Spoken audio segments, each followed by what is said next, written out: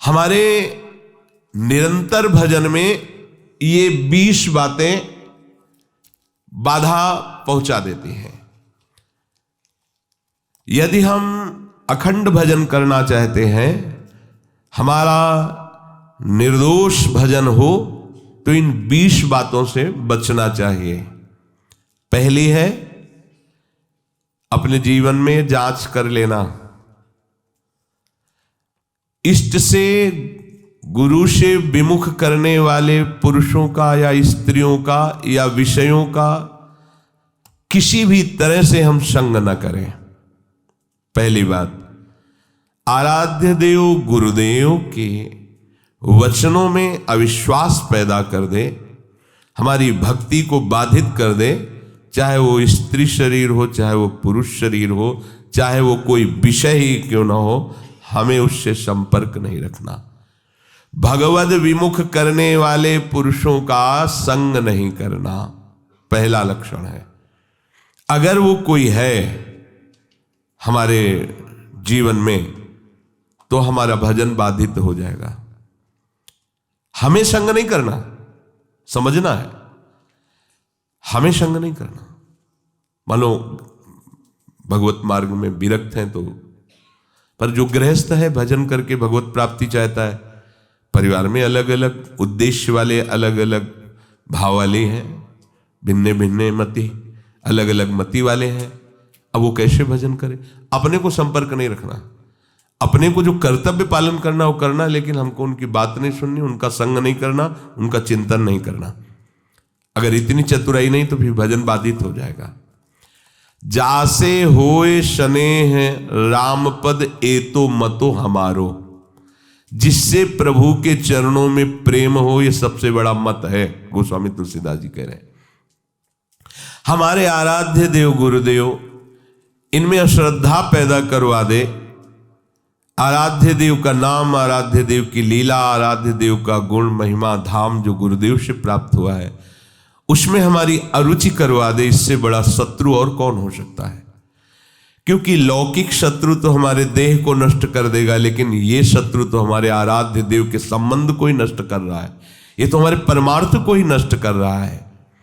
सबसे पहला, इन 20 विघ्नों में आराध्य देव गुरुदेव के प्रति अश्रद्धा, अरुचि पैदा करवा दे। ऐसे बहिर्मुख कुसंगी का संग नहीं करना, चाहे वो स्त्री शरीरधारी हो, चाहे वो पुरुष शरीरधारी हो, या कोई विषय ही क्यों न हो। जिस विषय के सेवन से आराध्य देव गुरुदेव के प्रतिकूल आचरण बन जाए, हमें वो विषय सेवन नहीं करना।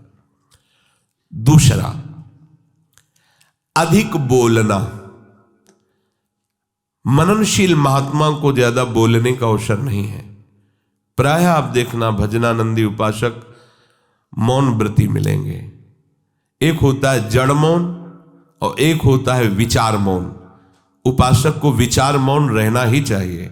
आवश्यक है तो उत्तर दे दिया कम शब्दों में, अनावश्यक बात बोलनी ही नहीं है। कोई चाहे नाराज हो या प्रसन्न हो, हमें इससे मतलब नहीं। हमें अपने सिद्धांत से चलना है। बैठ करके गप्पे नहीं मारनी, कम शब्दों में उत्तर दीजिए और मनन परायण रहकर हर समय अपने आराध्य देव का नाम मंत्र चल रहा है।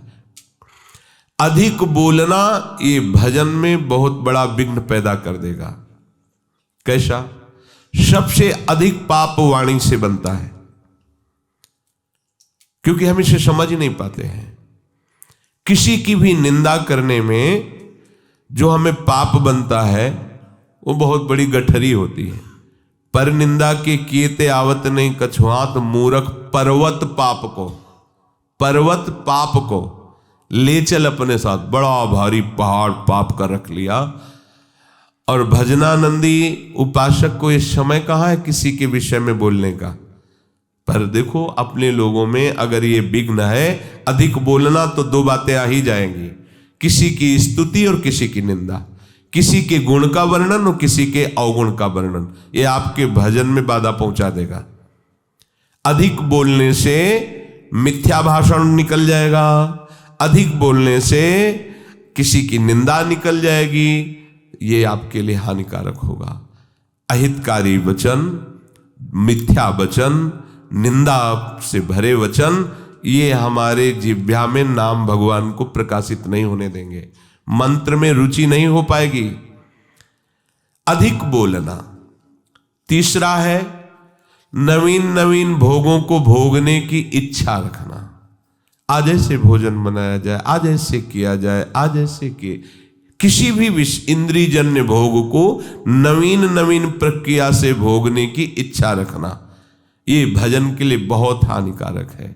शरीर के प्राण पोषण के लिए ही हमें केवल अन्न जल आदि का आवश्यक ग्रहण करना होगा, जिससे हमारा शरीर भजन मार्ग में सहायता दे। बस अगर इसी जन्म में भगवत प्राप्ति करना है तो आपको चारों तरफ से अपने आप को घेरना होगा। अगर हमारी इंद्रियां, हमारा मन विषय सेवन में ही बना रहा तो भगवदानंद किससे हम अनुभव करेंगे? कैसे हम भगवत चिंतन में तन्मय होंगे? बिना तन्मयता के आराध्य देव की अनुभूति नहीं होती। चौथा, अधिक सोना। जो बहुत नींद लेते हैं तो तमोगुण की अधिकता के कारण भजन नहीं बनता है। आपको आश्चर्य होगा कि ऐसा कैसे हो सकता है। भजन की जब लगन लगती है, 11 बजे रात्रि के शयन करना, 2 बजे उठ जाना, स्नान किया, शौच किया, वृंदावन की परिक्रमा की, ऐसी दिनचर्या, और 2 बजे दिन में माधुकरी मांग के पाना, कोई बाल भोग, ये सब चाय नाश्ता कुछ नहीं, 2 बजे दिन में। आपको लगेगा कि ऐसा कैसे हो सकता है। यही अपने यही वृंदावन, बाहर की बात नहीं है, वृंदावन की हितधाम की छोटी कुटिया की बात बता रहे हैं। बिजली का कनेक्शन कटा हुआ, नहीं चाहिए बिजली।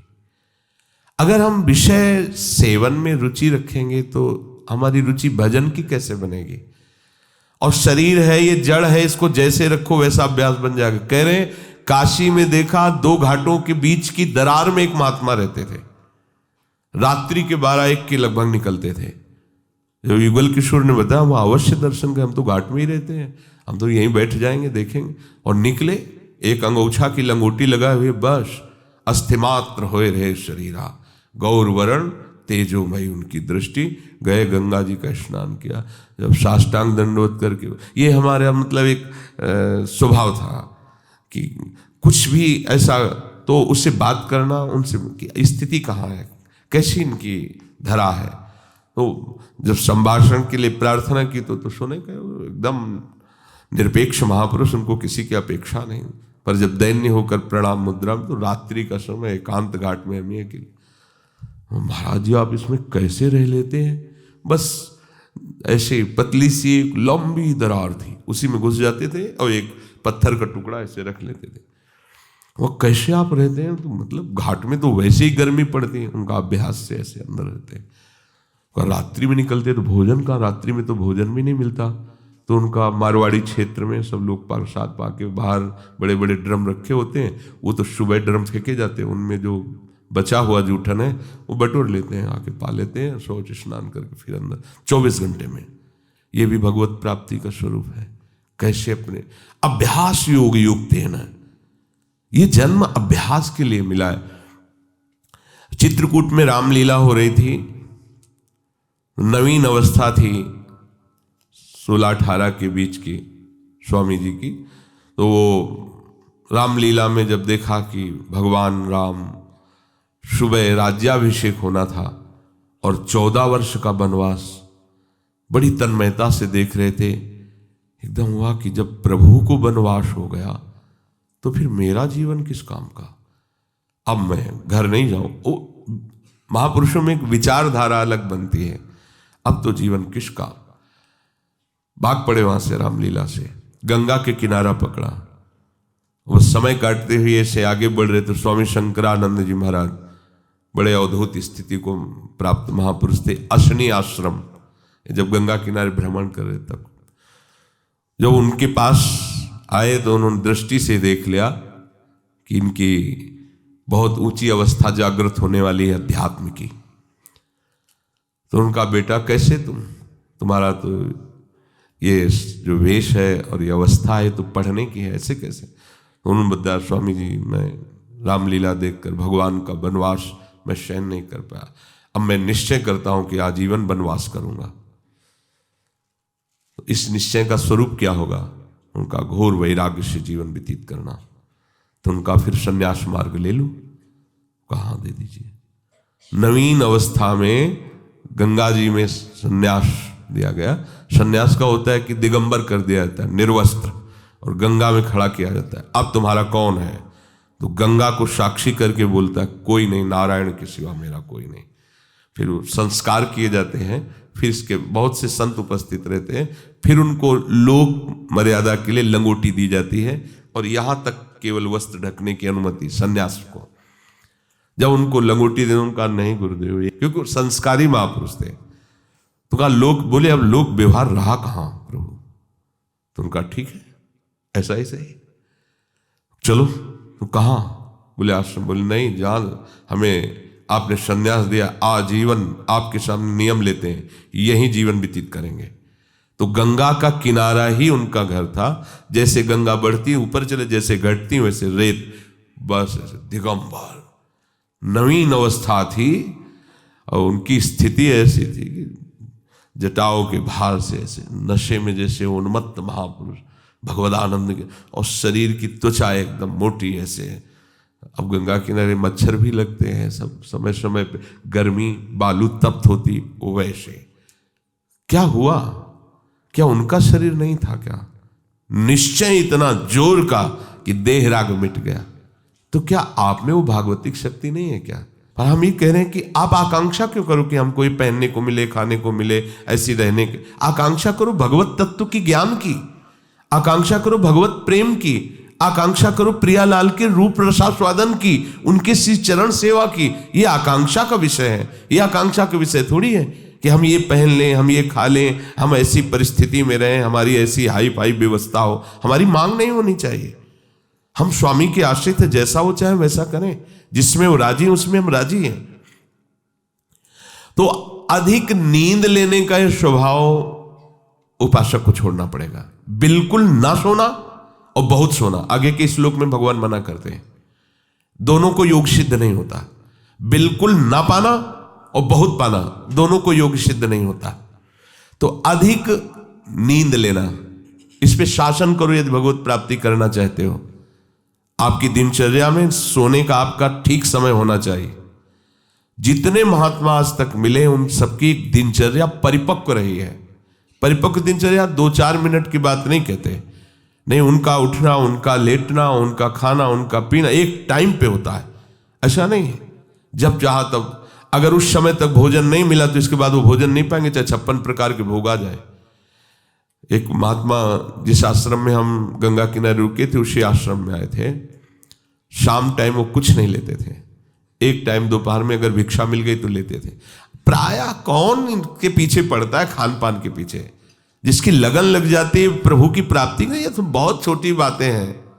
इन महापुरुषों को देखो, वो शाम के जो उस आश्रम में आए जहां हम टिके हुए थे, तो उनको गाय वहां आश्रम में थी, तो संतों को शाम के बयारू कराई जाती थी, एक एक गिलास दूध दिया जाता था। तो बयारू तो करते नहीं थे, जब दूध तो उनका नहीं, हमारा नियम है, मैं एक बार दिन में जो भगवत इच्छा से मिलता पाते हैं, फिर नहीं। अरे नहीं स्वामी, दूसरी बार पूछते ही उनकी दृष्टि, ये क्या है, ये कोई स्वागत है? अरे परमार्थ के पति होकर के नियम को तोड़ने के लिए तुम जोर दे रहे हो? ये क्या प्राण पोषण करना ही साधु का धर्म है क्या? हटाइए, आप कैसे साधु हो, बार बार हमको खाने के लिए प्रेरित। डांट दिया, अपने खुशी हो जाएंगे, दूध दे रहे हैं गाय का, भाई इतना प्यार कर। प्यार नहीं देखा जाता, अपना लक्ष्य देखा। आप कितना आराध्य देव से प्यार करते हैं? हमें विषय सेवन के लिए कोई प्यार दे तो इसे प्यार कहते हैं क्या? आराध्य देव के चरणों जासो हो सने राम मत, राम पद ए तो मतो हमारो। अधिक भोजन, 5वां है अधिक भोजन। सच्ची मानिए, ये अनुभव की बात कहते हैं। अल्पाहार और अधिक भोजन दोनों आप करके देख लो। अधिक भोजन करने वाले की भजन में रुचि नहीं रहेगी। अगर दोनों टाइम आप भोजन जितना चाहिए उससे अधिक लोगे तो आप ब्रह्मचर्य रह ही नहीं सकते, आप भजन कर ही नहीं सकते, आपकी भजन में रुचि नहीं रहेगी। वो एक खिलवाड़ केवल होता रहेगा, दिन पार होता रहेगा। और आप 2-4 दिन आपको थोड़ा परेशानी पड़ेगी किसी भी संयम को धारण करने के लिए, आप उसे धारण कीजिए, फिर आप देखिएगा अगर आप 15-20 दिन ऐसे संयम से चले, फिर आपको हम ही छूट दे दें तो आप कहोगे नहीं बस ऐसा ही ठीक है। धीरे धीरे आपको हर इंद्रिय, हर वृत्ति को अपने आराध्य देव प्रियालाल में समर्पित करना है।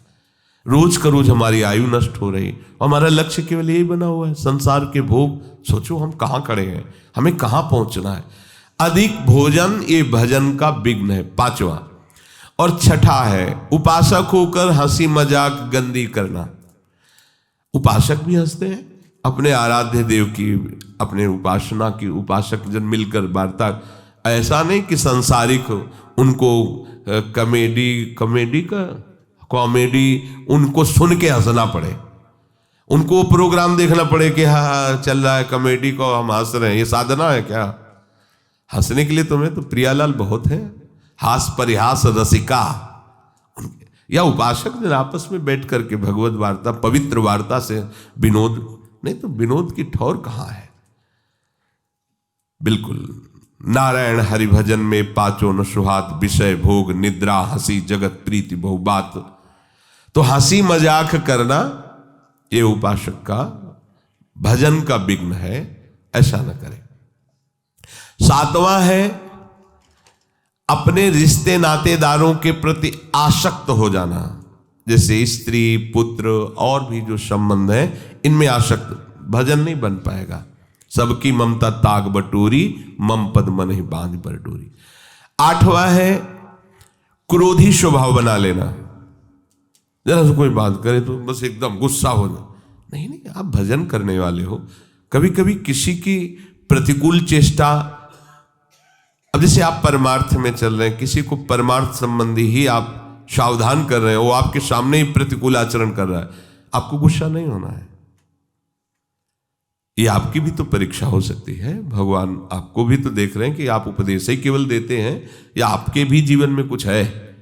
इसलिए आप खुद देखो आपके जीवन में क्या है। उस समय आप प्रशांत आत्मा विवेक के द्वारा अगर कहीं भी स्फुरण हो रहा है क्रोधात, तो उसे शांत कीजिए। वो क्रोध दूसरे का अहित करेगा कि नहीं करेगा, पर आपका हित हो जाएगा, आपका हृदय पवित्र हो जाएगा, आपके हृदय में जलन पैदा हो जाएगी। क्रोध रूपी विकार भजन को बहुत ज्यादा ढकता है। पूज्य श्रीपाद उड़िया बाबा जी महाराज, 1 महीने में अगर कस के 1 बार गुस्सा आ गई तो 1 महीने का भजन ढक जाएगा, वो भागवतिक तेज प्रकाशित नहीं हो पाएगा। और 12 बार साल में गुस्सा आ गई तो पूरे साल का भजन ढक गया। और यहाँ दिन में 12 बार आ जाता होगा गुस्सा, ये ऐसा कैसे, ये ऐसा कैसे। गुस्सा नहीं करनी, क्रोध नहीं आने देना अंदर से।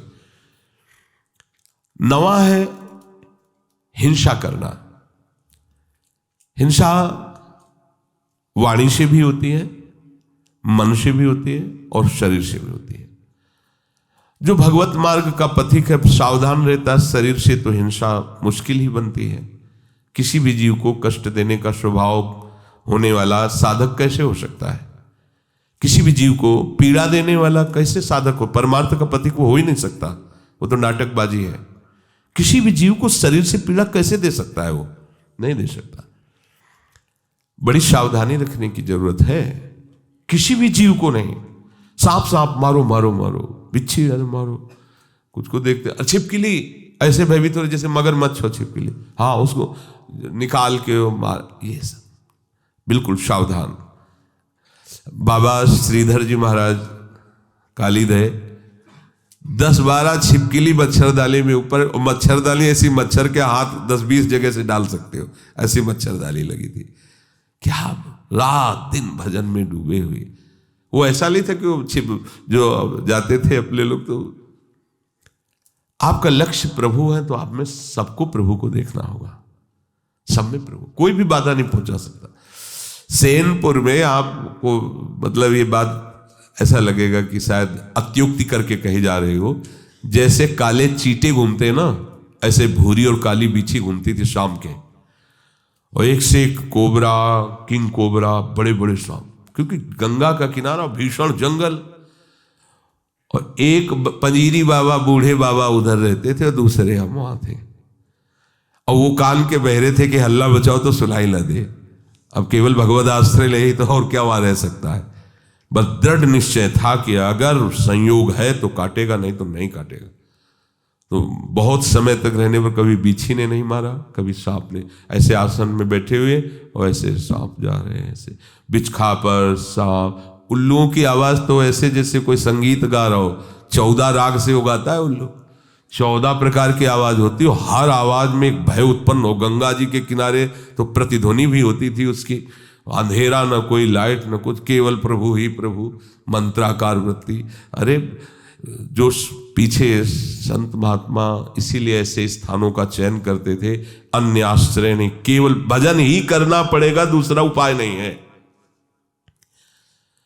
हिंसा ना तो शरीर से होनी चाहिए और वाणी से भी हिंसा होती है। किसी के दिल में दुख पहुंचाने वाली वाणी बोलना हिंसात्मक वाणी है नहीं। सबके दिल में दिलवर वास करता है, उसी की हम उपासना करते हैं। हमको ऐसे कठोर वचन नहीं बोलने हैं जिससे उसका हृदय दुखी हो जाए। हम अपनी बात कह देते हैं, ना मानो आपका। देखो भगवान गीता जी बोल दिए ना, मानो या ना मानो तुम्हारी बात है। मानोगे तो भगवदानंद में रहोगे, नहीं मानोगे तो विषयानंद में डूबोगे। और एक होता है मन से हिंसा करना, ये ज्यादा होता है। शरीर से हिंसा करना तो साधक मार्ग में बहुत ही निंदनीय है। वो तो शायद ही कोई ऐसा मूर्खतावश कर दे, नहीं तो नहीं करेगा, क्योंकि वो साधक मार्ग में चल रहा, उपासना मार्ग में काहे कि किसी जीव की हत्या करेगा। वाणी से वो भी चूक कर सकता है। किसी को ऐसे दुखद वचन, जाओ भोगोगे, ये भी दंड है ना। ये भी आप हिंसात्मक वचन बोल रहे हैं। अगर आप भजन करते हैं और आपका वचन लागू हो गया, जाओ भोगो, तो आपने उसके लिए विधान कर दिया ना दुख का। तो साधु से होए न कारज हानि, साधु तो परहित परम मंगल करने वाला होता है, उसके दुख का विधान कैसे करे। और मन से होता है कि जब कोई हमारे प्रतिकूल चलता है तो एक जलन होती है, उस जलन में हमारे अंदर निकलता है, भोगोगे तुम, फिर आगे चल करके तुम देख लेना तुम्हारी दुर्गति होगी, तुम अमुक कष्ट पाओगे, जाओ ऐसा ऐसे। वो जो मन है ना, वो अपने आप संकल्प करता है। तब इसको समझ में आएगा कि ये जो हमारी प्रतिकूलता कर रहा है ना, तब इसको समझ, ये सब बातें नहीं होनी चाहिए। अगर ये बातें हैं तो आपके भजन में टांग टूट जाएगी आपकी, आप भजन की चढ़ाई पे नहीं चढ़ पाएंगे। ये टांग तो सुरक्षित बनी रहे चाहे, लेकिन भजन की चढ़ाई आप नहीं चढ़ पाएंगे, आप फिसल जाएंगे। जो दूसरे का तनिक भी अहित सोचता है, उस दूसरे का अहित हो या ना हो, तुम्हारा उसी क्षण से अहित शुरू हो गया, उसी क्षण से तुम्हारा हानि शुरू हो गया। 10वां है काम विकार। ये चाहे कर्म मार्ग का पथिक हो, कर्मयोग, भक्ति योग, ज्ञान योग, ये तीनों मार्गों में अपना एक छत्र बाधा का राज्य उपस्थित करता है काम। ये छोटी मोटी शक्ति नहीं, चाहे ज्ञान मार्ग में हो, चाहे कर्मयोग मार्ग में हो, चाहे भक्ति योग मार्ग में हो। ये ऐसा भागवतिक सैनिक है कि हर जगह इसका प्रवेश है, विघ्न पहुंचाने की इसमें ताकत है। इसीलिए सब इससे डरते रहते हैं। अगर इससे डरते रहोगे तो निर्भय हो जाओगे, और इससे डरना बंद कर दोगे तो फिर डर तुम्हें कभी छोड़ेगा भी नहीं। ध्यान रखना, यही डर ही डरप हरिवंश हित। महाप्रभु कह रहे डरते रहो। ना जानो छिनंत कवन बुद्धि घटई प्रकाशित, छुटी चेतन जो अचेत तेऊ मुनि भय विश्वासित। महाप्रभु कह रहे हैं डरते रहो, ये बात से डरते रहो। एक संत भगवान कह रहे थे काला सर्प काट ले तो उसका उपचार हो सकता है, लेकिन ये काम अपना अधिकार हृदय पे कर ले, ये डस ले, इसका उपचार नहीं हो सकता। ये ऐसा जहर है कि वो लहरें लेते रहो, पूरा जीवन वो नशा चढ़ा रहेगा उसका। और जैसे जैसे आपकी आयु कम होती जाएगी, मतलब अवस्था शरीर की बढ़ती जाएगी, आयु कम, वैसे वैसे और बढ़ता जाता है। जैसे जैसे आपकी शरीर शक्ति क्षीण होती, वैसे ही वासना और रंग लाती, क्योंकि दुर्गति करना है ना। इससे चाहिए कि भगवान नाम और भगवत आश्रय के बल से इस विकार को सह कर शांत किया जाए। जितना आप सहनशील होगे उतने ये शांत होता चला जाएगा। 11वां, अपनी निंदा होने पर सहन न करना। ये भजन में बाधा है। जब अपनी निंदा हो तो आनंद मनाना चाहिए अंदर से, कि जो हमें प्रारब्ध भोग भोगना था दंड रूप में, वो निंदा करके उसको नष्ट कर रहा है, बड़ी कृपा हुई। अंदर से इस बात को समझिएगा। अगर हमारी कोई निंदा कर रहा है तो हमें आनंदित होना चाहिए, हमारा परमार्थ मार्ग साफ हो रहा है। ध्यान रखना, हमारा परमार्थ मार्ग जो बाधित होने वाला था उसकी निंदा से कट गया। बहुत बड़ा प्रभाव है। बिना भोगे तुम्हारे प्रारब्ध का नाश करा दे वो निंदक है, इससे बड़ा कोई हमारा सहयोगी नहीं है। साधो निंदक मित्र हमारा, चरणदास जी ने इसमें बड़ा आशीर्वाद दिया है कि जो कोई निंदा करे हमारी उतरे भव से पारा साधो, क्योंकि उसने हमारे परमार्थ को साफ कर दिया। प्रशंसा करना वाला तो परमार्थ में रोड़ा पैदा कर दिया, देहाभिमान फिर पुष्ट होगा और भगवत चरणारविंद का आश्रय छूट जाएगा। लेकिन निंदा करने वाले ने भगवत आश्रय पुष्ट कर दिया, परमार्थ को बिल्कुल पवित्र और साफ कर दिया। आए हुए बुरे प्रारब्ध को नष्ट करने के लिए ये जो हमारी प्रभु निंदा कराते हैं, बहुत कृपा है छुपी हुई इसमें। उसे हमें भोगना पड़ता, सड़ना पड़ता। कई बार सुनाया है कि भगवान वशिष्ठ जी कुल पुरोहित थे और वो चक्रवर्ती सम्राट पे पद में थे, तो उनके शरीर में किसी पूर्व कर्मा अनुसार वो कुष्ठ हो गया था, गलित कुष्ठ। तो राजगद्दी पे थे पर ढक के ऐसे रहते, तो वशिष्ठ जी से कहा इससे जीना से अच्छा है मर जाना, हम अपनी सभा में भी खुल के नहीं बैठ सकते हैं सब गलित कुष्ठ, कोई उपाय है? तो उनका कर्म का फल तो भोगना पड़ता है, अवश्य में भोक्तव्यम कृतम कर्म शुभाशुभम। उनका महाराज कोई भी दान पुण्य कुछ ऐसा जो आप दुर्गा दान पुण्य से नष्ट नहीं होगा। एक उपाय है, आपके बड़े भ्राता की जो पत्नी, बड़े भ्राता युद्ध में मारे गए, आप रोज जाके उनको भगवान श्री राम का चरित्र सुनाइए जो आज्ञा। अब रोज टाइम से 2-2.5 घंटे सभा के बाद जाते थे रात्रि में और 10-11 बजे वापस आते। धीरे धीरे धीरे धीरे बात पूरी नगर में फैल गई, सब लोग निंदा करने लगे। देखो वैसे ही भोग भोग रहा है कुष्ठ का, और ये कितना दुराचारी है कि माँ के समान पवित्र भाव जिसमें रखा जाता है बड़े भ्राता की पत्नी, अब बड़े भ्राता तो युद्ध में पधार गए तो देखो रोज रात्रि में उनके यहाँ जाता है। अब कुष्ठ खत्म होना शुरू हुआ। अब 20-20 लोग बैठ करके उन्हीं के राजा के विषय की बात सुन। सब एक दिन वशिष्ठ जी से कहा, प्रभु जब मुझे हमारे ये जो गुप्तचर बताते हैं आकर कि प्रजा ऐसी हमारी निंदा कर रही, तो ऐसा लगता है कि मर जाना। तो बोले कुष्ठ नष्ट करने में तुम्हारा ये बहुत बड़ा सहयोग होगा। पहले कहते थे कुष्ठ के कारण कि मर जाना अच्छा है, अब जब दवाई करवा रहे हैं तो तुम कह रहे हो ऐसा। कुष्ठ कम हुआ ना? बोले हाँ कम। धीरे धीरे सब कुष्ठ नष्ट हो गया, पूरे राज्य में ये निंदा इनकी होने लगी और कुष्ठ नष्ट हो गया। अब यहाँ नाक का बचा, तो उनका भगवान नाक का बच्चा। बोले कभी ये नष्ट नहीं होगा। क्यों? बोले वे वशिष्ठ के हिस्से का है और हम जानते हैं तुम वहाँ रामचरित्र सुनाने जाते हो, कोई गलत रहे। फिर बुलाया पूरी प्रजा को और सभा में बताया कि ऐसा ऐसा ऐसा, तो गलित कुष्ठ उनका नष्ट हो गया।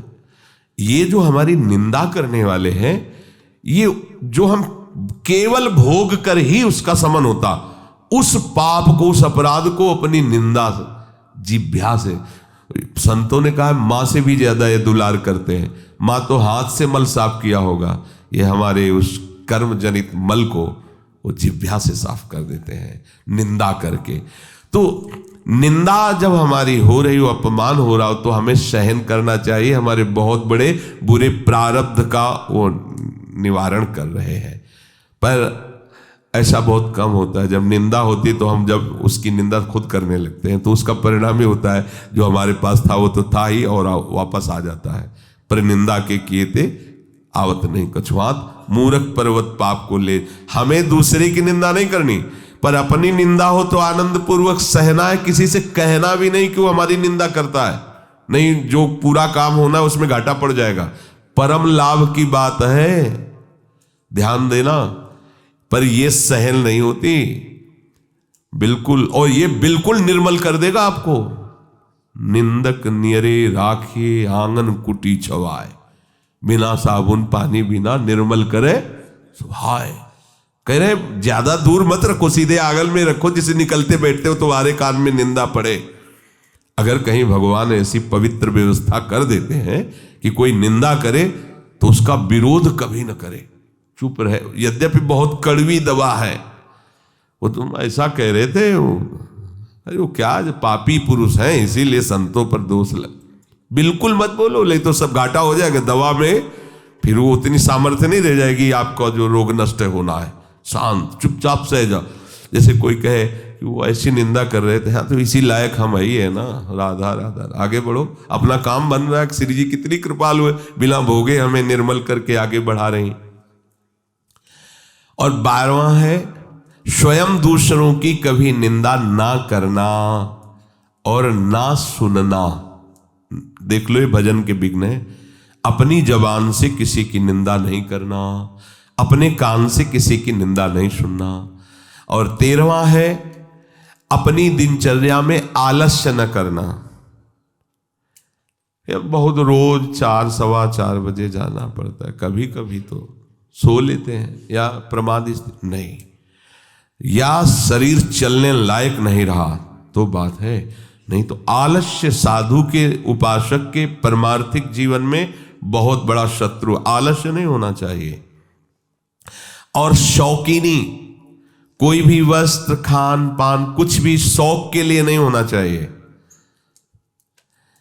आज इस रंग का चप्पल तो कल उस रंग का जूता, तो इस रंग का मुफलर तो इस रंग की जैकेट, ये परमार्थ के पथिक के नहीं। जो आपके पास वस्त्र है आराम से, उनके लिए आप शौक मत रखो कि अब ऐसा आए अब वैसा, और किसी भी तरह की कोई शौकीनी के लिए वस्तु का प्रयोग ना करो। 15वां, किसी भी तरह की प्रसिद्धि को अपने में स्वीकार मत करो। हजारों लोग प्रणाम कर रहे हैं, यश हो रहा है, ऐसा वैसा, आपका नहीं हो रहा है। वो आपके गुरुदेव और आराध्य देव का है, आपका नहीं है। आप स्वीकार करोगे तो विष पी लोगे। सम्मानम कल्याति घोर गरलम नीचापमानम सुधा, श्रीपाद प्रबोधानंद जी महाराज कह रहे हैं। ये सम्मान विष है, तुम्हें सम्मान नहीं हो रहा। अगर तुम समझते हो तुम्हारा सम्मान हो रहा है तो आराध्य देव और गुरुदेव से अलग होइए, उनके चिन्हों को धारण करना बंद कीजिए। देखो कौन तुम्हें प्रणाम करता है। उनका यश गा रहे हो इसलिए तुम्हारा यश हो रहा है, उनके दासत्व से युक्त हो इसलिए तुम्हारे सामने दास भाव से सब जन प्रणाम कर रहे हैं। तुम प्रभु के आश्रित हो इसलिए वो तुम्हारे आश्रित हो रहे हैं। केवल प्रभु का उसमें यश है, प्रभु के आश्रय की महिमा। तुम अपना कुछ मत समझ लेना, नहीं, छोड़ो। प्रभु के चिन्हों को धारण करना छोड़ो, प्रभु की बात करना छोड़ो, फिर देखो तुम्हें कौन प्रणाम करता है। तो जो भी यश कीर्ति बड़ाई सम्मान है वो हमारे गुरुदेव का है, उन्हीं के सजाए सज रहे हैं, उन्हीं के द्वारा दिए हुए मंत्र उपासना से हम आनंदित हैं, उन्हीं के आश्रय के कारण ये सब है, अपना अस्तित्व नहीं है। मान बड़ाई की चाह रखना भजन का बड़ा भारी विघ्न है कि भाई और कुछ तो नहीं है, चाहते हम पर इतना तो है कि समाज में बना रहे, भजनानंदी महात्मा है, आओ आओ आओ, देखो बचपन से भजन कर रहे हैं, इनको आदर दीजिए, बड़े त्यागी महात्मा है। ये सुनने के लिए कान लालायित रहते हैं, अहंकार पुष्ट होने की वृत्ति वाले के। ये नहीं होना चाहिए। जब कोई तुम्हारी बड़ाई करने लगे तो तुम्हारे हृदय में एक संकोच जनित चुभन होनी चाहिए। क्यों व्यर्थ की बात कर रहे हो? अंदर से लगना चाहिए, बनावटी नहीं, अंदर से आना। और सच्ची बात है, सच्ची बात। यदि गुरुदेव की कृपा ना हो, प्रियाजू की कृपा ना हो, तो एक बार राधा नहीं बोल सकते। तुम निरंतर भजन की तो बात जाने दो। एक दिन निष्पाप व्यतीत होना कठिन हो जाएगा, निष्पाप एक दिन व्यतीत होना कठिन हो जाएगा, और तुम्हारा जीवन निष्पाप हो रहा है केवल गुरु कृपा, आराध्य देव की कृपा। 17वां, अपने में श्रेष्ठता जनित अभिमान होना, गुरुपन होना। मैं बहुत ज्ञानी हूं, मैं बहुत, किसी भी तरह का अपने में श्रेष्ठता का अभिमान होना। देखो हमारे परम गुरु हैं श्री आचार्य चरण जी, लेकिन वो अपने को क्या बोल रहे हैं, ग्रंथ में लिख के गए, बोले क्वाहम तुच्छा परम मधमा। क्या शब्द लिख रहे हैं एक श्लोक में, क्वाहम मूढ़मति। ये अपने लिए लिख रहे हैं। जो उत्तम महाभागवत का लक्षण है उसमें दैन्य होता है।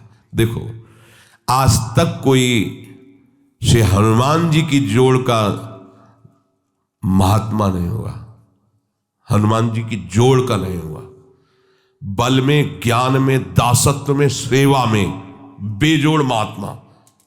लेकिन आप क्या वर्णन कर रहे हैं? आप सोचो, विभीषण एक महान भागवत से मिल रहे हैं तो परिचय क्या दे रहे हैं? वहां पढ़ के देखो, असमय अधम सखा सुनो मोहू पर रघुवीर। मुझ जैसे अधम पर भी प्रभु कृपा बनाए हो मुझे दासत्व से। और जब प्रभु से पहली बार मिले तो उन्होंने यही कहा था, एक में मंद मोह मत कुटिल हृदय अज्ञान पुनि प्रभु मोहि विसारेऊ दीन बंधु भगवान। और जबकि ज्ञानिनाम अग्रगण्यम बुद्धिमताम वरिष्ठम, रोम रोम से सियाराम निकलता जवान की तो बात जाने दो। यत्र यत्र रघुनाथ कीर्तनम तत्र तत्र कृतमस्त कांजिलम वाष्पवारि परिपूर्ण लोचनम मारुतिम नमत राक्षसांतकम। और बल विक्रम की तो कहना ही क्या, जेहगिर चरण दे हनुमंता चले उसका पाताल जिम अमोघ रघुपति कर बाना यही भांति चले हो हनुमान। क्या उनका जोड़ है कोई? और वो अपने को कह रहे असमय अधम। भगवान ने जितना माता सबरी को दुलार दिया, बिरला ही कोई ऐसा दुलार पा पाता है।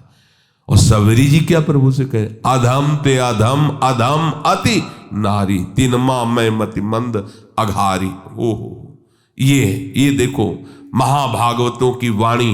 देखो आद्य गुरु भगवान शंकराचार्य अहम ग्रह उपासना के आचार्य, और वो कह रहे हैं कि सत्यपि भेदापगमे नाथ तवाहम न माम की नस्तम सामुद्रो ही तरंगा कुचन समुद्रो न तारंगा। नाथ यद्यपि ये बात सत्य है कि हम में और आप में भेद नहीं है, क्योंकि अभेद भक्ति के आचार्य हैं, अभेद ब्रह्म स्वरूप के आचार्य हैं, उसी का उपदेश करें। पर बोले प्रभु एक बात परम सत्य है कि समुद्र से ही तरंग उत्पन्न होती तो अभेद है, पर तरंग से कभी समुद्र उत्पन्न हुआ हो ऐसा कहीं वर्णन नहीं पाया गया। अर्थात हे हरि, आप समुद्र हो और मैं आपकी तरंग हूं। ये आद्य गुरु भगवान शंकराचार्य की षटपदी नामक स्तुति में वर्णन है। आप कितने भी कोई भी बड़े बड़े महापुरुष हुए हैं, उस असीम अगाध महिमा में जब तो फिर अपने को दैन्य ही देखा है। इसलिए कभी भी किसी को भी अभिमान की जरूरत नहीं है। अगर अभिमान किसी भी तरह का हम अपने हृदय में रखते हैं तो अभी सत्य वस्तु को जाना नहीं। जिस वस्तु को जानने के बाद कुछ जानना बाकी नहीं रहता, उस वस्तु को जब जान लिया जाता है तो अभिमान नहीं रहता।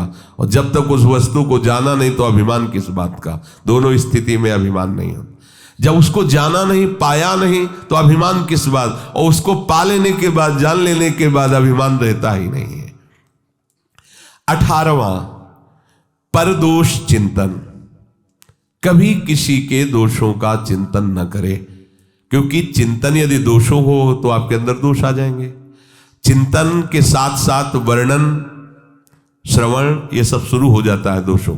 ये बिल्कुल अपने भजन मार्ग में भयानक विघ्न है। 19वां दिखावटीपना नहीं होना चाहिए।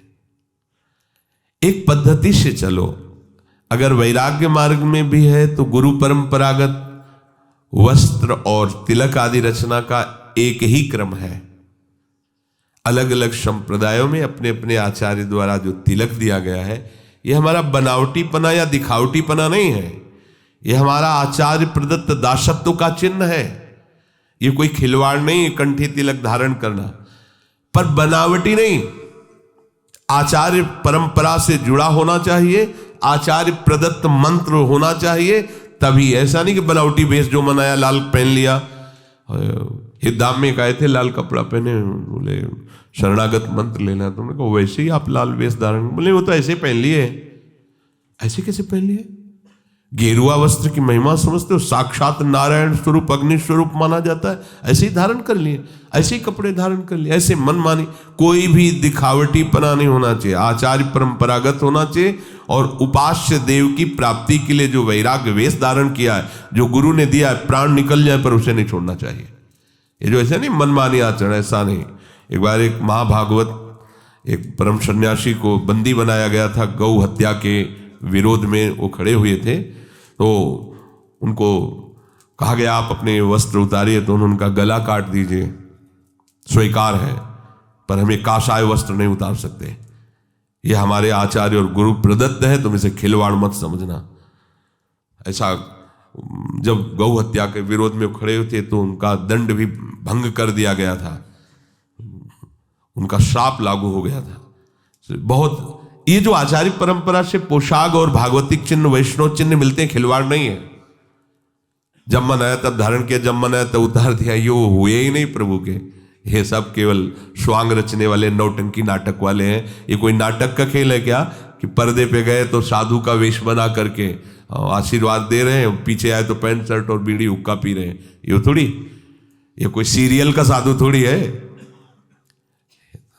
अपने जीवन को आचार्य गुरु परंपरा में आजीवन उसी में, हमारे जो गुरुदेव ने हमें वस्त्र दिया, मंत्र दिया, उपासना दी, भागवतिक चिन्ह दिए, उसी के अनुसार हमें चलना है। दिखावटी नहीं होना चाहिए, बनावटी नहीं होना चाहिए। सोमवार को और रंग के, मंगल को और रंग के, बुद्ध के और रंग को, बृहस्पति के और रंग के, ये बहुरंगी बाबा नहीं होना चाहिए। आराध्य देव के रंग में रंगे हुए, शुरू से हर संप्रदाय की एक पोशाक होती है। नैष्ठिक ब्रह्मचर्य, श्वेत वस्त्र धारण करके मूंज मेखला, महावाक्य ऊपर का लाल वस्त्र नीचे का सफेद, सन्यास काशा गेरुआ वस्त्र, वैष्णव श्वेत पीत या भगवत प्रसादी। किसी भी संप्रदाय का वैष्णव पीत वस्त्र धारण कर सकता है, श्वेत वस्त्र धारण कर, या गुरु इष्टिक भगवत प्रसादी, उसमें रंग नहीं देखा जाता। अगर भगवत प्रसादी है तो उसे वो हमारे आराध्य देव की प्रसादी, अन्यथा अपनी स्वेच्छा पूर्वक नहीं। विरक्त मार्ग में है, अगर कौपीन नहीं है, कौपीनवंता खलु भाग्यवंता, अगर आपका पुरुष शरीर और आपको वैराग्य मार्ग में, कौपीनवंता खलु, मार्किन ऊपर से कौपीन लग, जैसी आपको रहने दी गई आजीवन, फिर हमें नहीं देखना कि जिसने हमें रहने दी वो कैसे रह रहा है, हमें देखना है हमें कैसे रहने दी गई, हमको उसी में चलना है। वो किस स्थिति में क्या है उनका खेल वो जाने, हमें जो दिया गया हमको उसी के अनुसार चलना है। बनावटीपन, दिखावटीपन अपने जीवन में नहीं होना। और 20वां है आवश्यकताओं को बढ़ा लेना। जो आवश्यकताओं को बढ़ा लेता है भजन में विघ्न है। बहुत कम आवश्यकता में आपकी दिनचर्या व्यतीत होनी चाहिए। आपका भोजन, आपका वस्त्र, आपका प्रकृति का प्रयोग कम होना चाहिए। जितना प्रकृति के भोक्ता बनेंगे उतनी प्रकृति आप पर शासन करेगी, अधीन हो जाओगे। और जितना प्रकृति से कम व्यवहार करेंगे, कम से कम भोगेंगे और जीवन यापन के लिए उसको स्वीकार करके भजन करेंगे तो प्रकृति ही आपको मुक्त कर देगी। जाओ प्रभु की तरफ बढ़ो। और जो प्रकृति को भोगता है, आकर्षित करके, अधीन करके नष्ट कर देती है। ये 20 दोष भजन में भारी विघ्न पैदा कर देते हैं। भजन से विमुख पुरुषों का संग, अधिक बोलना, विषय भोग की इच्छा रखना, अधिक सोना, अधिक भोजन, हंसी मजाक, स्त्री पुत्र आदि में अधिक आसक्ति होना, क्रोध, हिंसा, काम विकार, निंदा आदि सहन न कर सकना, स्वयं दूसरों की निंदा करना, आलस्य, शौकीनी, प्रसिद्धि, मान बढ़ाई, गुरुपन, परदोष चिंतन, दिखावट, आवश्यकताओं को बढ़ा लेना। ये 20 बातों से बचा जाए तो हमारा निरंतर भजन चलेगा। देखो, अपने सत्संग का उद्देश्य भगवत प्राप्ति है।